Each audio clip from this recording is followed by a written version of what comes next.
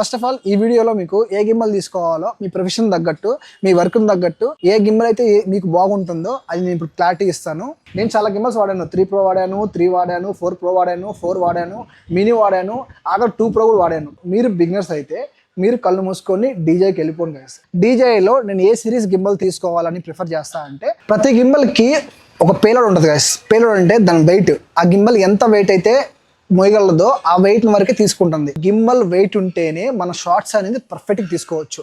గిమ్మల్ weightless ఉందనుకో మనం walk చేసేటప్పుడు మనం జస్ట్ కొంచెం మూవ్ అయినా కానీ గిమ్మల్ వెయిట్ లేదు కాబట్టి చేతిలో పెద్ద వెయిట్ పడదు కదా. సో వెయిట్ పడినప్పుడు ఏమవుద్ది, ఈజీగా షేక్ వచ్చేస్తుంది.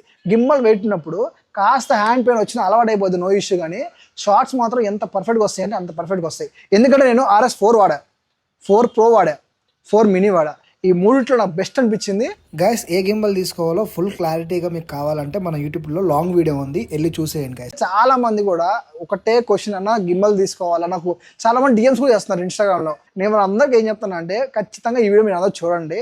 మన ప్లేలిస్ట్లో యాడ్ చేస్తాయి గిమ్మల్ గురించి కూడా. సో మన ప్లేలిస్ట్లో గిమ్మల్ గురించి ఫుల్ సిరీస్ వీడియోస్ ఉంటాయి. ఓకేనా గైస్, ఈ కంటెంట్ మీకు నచ్చినట్లయితే ఖచ్చితంగా వెళ్ళే ముందు సబ్స్క్రైబ్ చేసుకోండి గైస్. ఓకేనా, see in the next video, bye.